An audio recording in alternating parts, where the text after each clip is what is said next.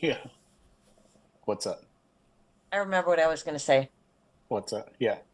So, you know how most things in life are like full circle? Mm. Jiu-jitsu is one of those as well.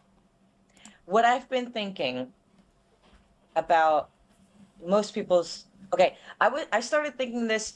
What was that guy's name who recently got promoted to black belt at Centerville? It was Robbie? Robbie. Yeah.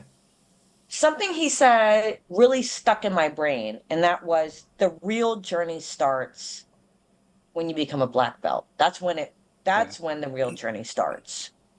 And it's so true because from white belt to black belt, you have all these levels, right? That are, let's be honest, um, subjectively decided by your coach to determine if you're ready for that next level.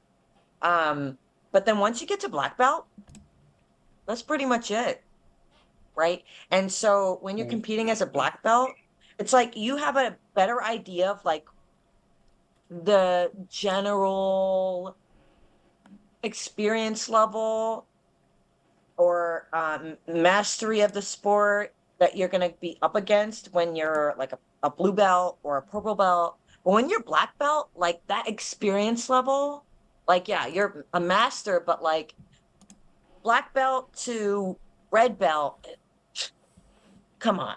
Like it's such a vast difference. It's just like an abyss. You know what I'm saying? Mm. And so that's so true, that comment that the real journey starts when you're a black belt. And so the reason I bring up the whole full circle comment is because when you're a white belt, athleticism is a big part of that. And I know that from my own experience. A weightlifter, very fit when I was a white belt. And I think that's what helped me win a lot of gold medals when I was competing at that point in my life, was because I was just like stronger and faster, better cardio, more fit than most of the women in my division or, overall. So I feel like that kind of comes back when you're a black belt. It's like you can kind of wane a little bit on your athleticism, and if you have better technique than the person you're going up against from white belt to like black belt or brown belt. But then once you get to black belt, athleticism comes back in as something Mm. important so that you can be just a little bit faster than that person or a little bit stronger than that person, you know? Does that make any sense? That's how I feel. That's what I've been thinking recently about jujitsu. So it kind of comes full circle where Mm-hmm. it's like athleticism is important at the beginning and then it becomes important again at the, well, not, I don't want to say at the end, but like, you know, The other end of the circle. yeah. Mm-hmm. You know what I mean? Does Mm-hmm. that make sense? Would you guys agree with that? Yes. Yeah. Unless you're a black belt that doesn't really compete. Well, we're Well, talking about I we're think talking about competition, right? Let's yeah. just keep Oh, it, yeah, yeah, within yeah. that like I know. frame of discussion. Well, I I mean, I just I put think that in there. also it's I think even if you don't compete as a black belt, you are still training. You're still sort of building upon that skill.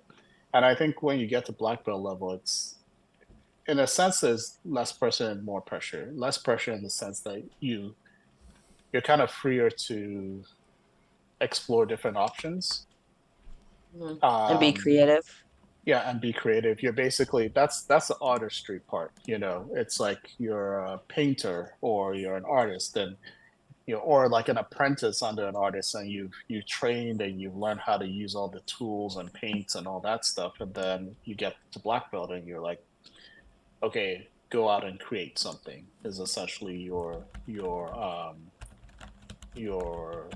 what you're supposed to do. So in a sense, it's like less um it's less pressure because you get to create something, you get to like try stuff out. But it's more pressure because you're a black belt. You're expected to be good. You're expected to be able to beat every belt below you. And if you don't, like, you're not legit.